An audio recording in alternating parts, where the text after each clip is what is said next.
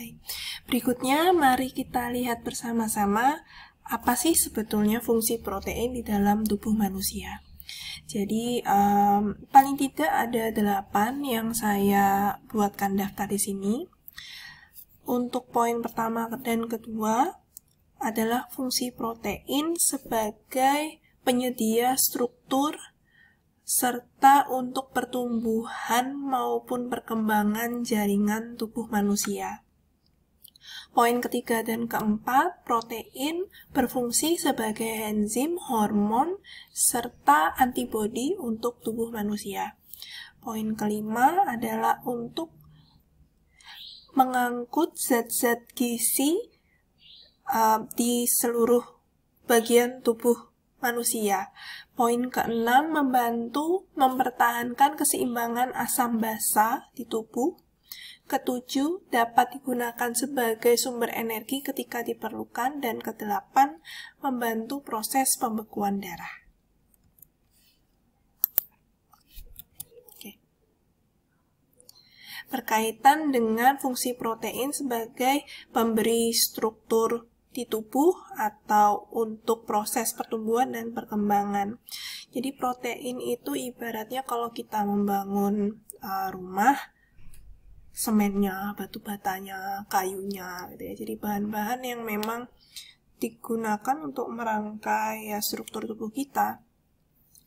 Jadi protein ini bisa membentuk matriks dan dia bisa membentuk tulang, otot, kemudian ligamen, tendon. Juga kalau misalnya mau melekatkan otot ke tulang, itu butuh protein juga, harus ada kolagen di sana. Kalau misalnya ada luka di tubuh kita, itu kan berarti ada daging yang terbuka. Kalau misalnya proses penyembuhan terjadi, di sana diperlukan protein, sehingga bagian yang terbuka itu pelan-pelan kan dibangun istilahnya. Ada struktur yang dapat menutup luka atau jaringan yang terbuka itu. Kemudian protein juga digunakan sebagai pertahanan tubuh untuk maintenance. Yang dimaksud di sini adalah sel-sel tubuh kita ini ada usianya. Contohnya untuk kulit, dia hanya bertahan sekitar beberapa hari, jadi akan selalu ada regenerasi. Nah, itu membutuhkan protein. Saluran pencernaan, sel-sel itu akan selalu diganti per 3 hari. Jadi nanti akan ada sel di saluran pencernaan yang mati, tapi lalu digantikan dengan sel yang baru. Secara keseluruhan di tubuh kita, proses pembaruan sel itu terjadi setiap 7 tahun. Baik. Yang berikutnya, fungsi protein sebagai enzim dan hormon. Kalian ingat di biokimia apa itu enzim? Jadi enzim itu adalah suatu senyawa yang membantu proses katalisasi reaksi atau mempercepat proses reaksi. Saat enzim ini membantu proses reaksi, dia tidak akan berubah. Yang berubah hanya reaktannya yang menjadi produk. Tapi waktu reaksinya akan menjadi istilahnya lebih cepat dan mudah karena energi aktivasinya diturunkan. Sedangkan hormon, kalian masih ingat di biokimia, jadi sel-sel di tubuh kita ini kan berkomunikasi. Kalau ingin melakukan suatu aksi, harus ada pencetusnya, istilahnya begitu ya. Jadi disitulah fungsi hormon. Hormon-hormon yang ada di dalam tubuh kita, contohnya bisa dilihat di tabel ini. Misalnya hormon pertumbuhan atau growth hormone. Aksi atau fungsinya tentunya untuk mendukung pertumbuhan tubuh.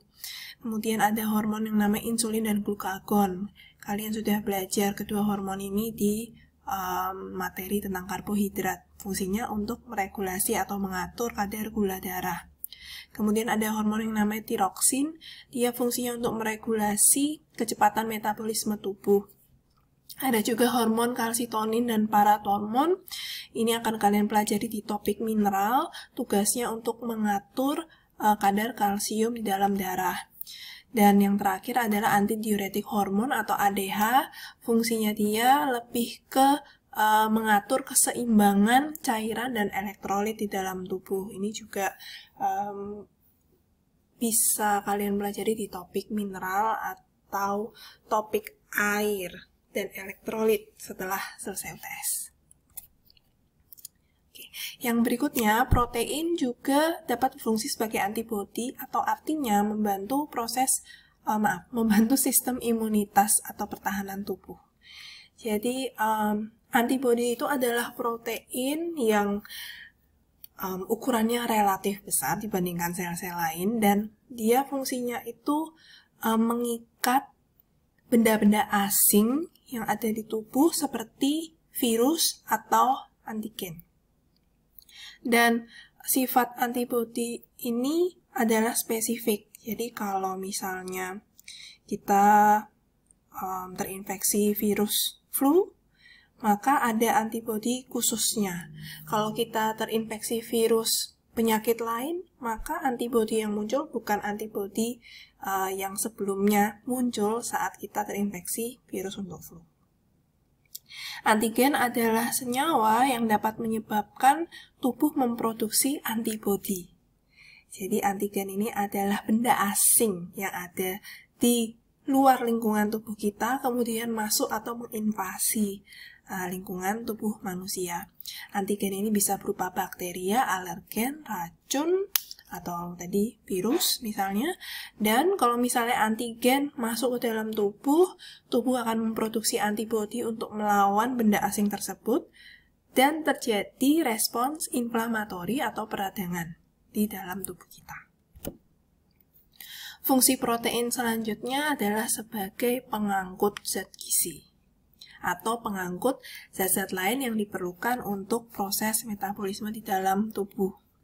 Contohnya bisa dilihat di sini, misalnya sel darah merah kita mengandung hemoglobin yang merupakan protein, dan hemoglobin ini berfungsi untuk mengangkut oksigen serta zat-zat gizi. Misalnya kayak glukosa, jadi akan diangkut ke seluruh sistem peredaran tubuh. Dia akan menurunkan istilahnya oksigen ke sel-sel yang membutuhkan, sehingga sel tersebut dapat melakukan proses metabolisme untuk menghasilkan energi.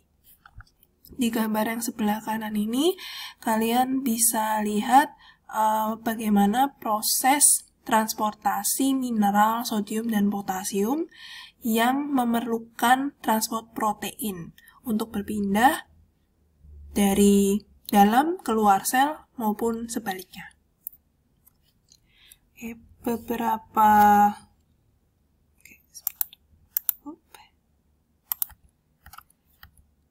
fungsi dari protein yang lainnya yang tidak saya jelaskan lebih detail adalah mempertahankan keseimbangan asam basa, dapat menyediakan energi saat diperlukan, dan terakhir membantu pembekuan darah.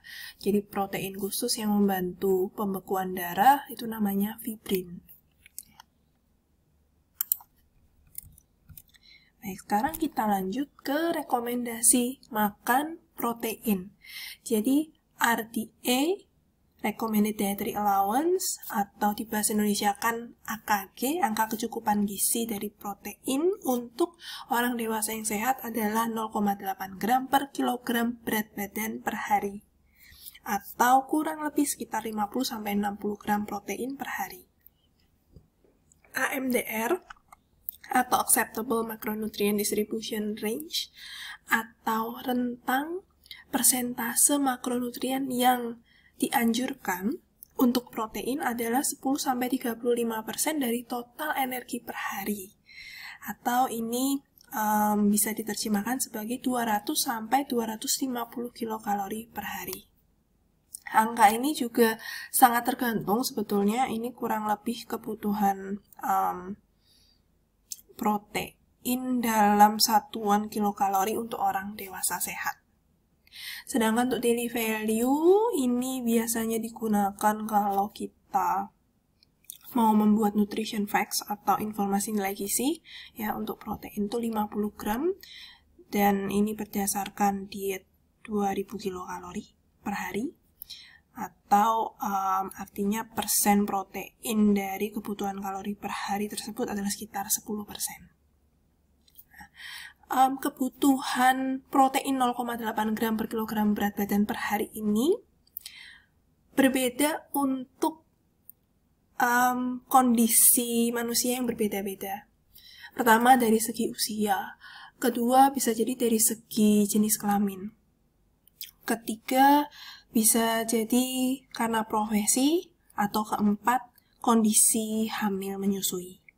Jadi untuk anak-anak kebutuhan protein relatif lebih tinggi daripada orang dewasa. Angkanya bisa mencapai sekitar 1,1 sampai 1,3 gram per kilogram berat badan per hari. Kemudian untuk ibu-ibu hamil, kebutuhan protein juga akan meningkat. Kalau kalian lihat di tabel AKG, seingat saya, baris paling bawah itu ada tulisan plus sekitar berapa ya? 20 graman protein mungkin. Itu artinya kebutuhan protein si perempuan sebelum hamil plus angka tersebut saat si perempuan tersebut sedang hamil. Kemudian juga untuk lansia. Untuk lansia kebutuhan proteinnya ya minimal sama seperti orang dewasa, 0,8 gram per kilogram berat badan per hari. Pada lansia, protein ini sangat krusial karena sangat mudah bagi mereka untuk mengalami sarkopenia atau hilangnya massa otot yang begitu cepat. Sehingga asupan protein itu sangat penting. Padahal ada banyak kondisi yang menyebabkan lansia tidak dapat memenuhi kebutuhan protein minimalnya. Sehingga mungkin bisa diatasi dengan pemberian suplemen protein. Kemudian begitu juga untuk atlet. Kebutuhan atlet sebetulnya tidak beda jauh dengan orang dewasa sehat biasa. Jadi 0,8 gram per kilogram berat badan per hari itu sebetulnya sudah cukup untuk para atlet. Tapi untuk beberapa jenis olahraga, misalnya olahraga yang sifatnya ketahanan atau endurance, dan juga yang membutuhkan power atau macam atlet angkat besi, angkat beban, kebutuhan protein 1,2 sampai 1,7 gram per kilogram berat badan mungkin bisa memberikan manfaat peningkatan performa atlet. Dan mengenai apakah terutama atlet ya membutuhkan suplemen protein, jawabannya bisa iya dan tidak. Karena memang pada dasarnya seorang atlet itu membutuhkan energi yang jauh lebih besar daripada orang dewasa biasa, sehingga 0,8 gram per kilogram berat badan itu sebetulnya juga sudah cukup.